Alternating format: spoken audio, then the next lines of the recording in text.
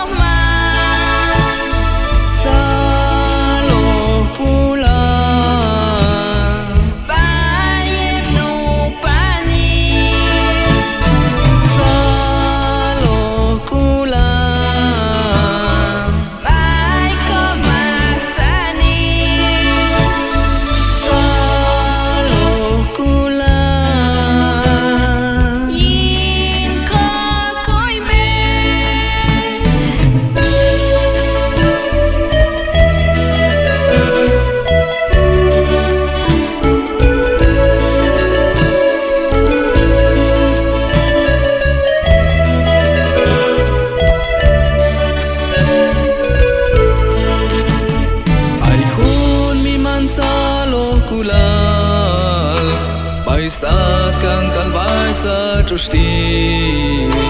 Ay hun winak yeto kun ish Mas chai ke hunu pani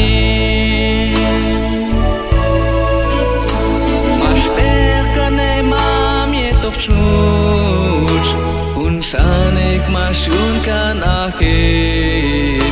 Pai sa tak cham ko mam Dios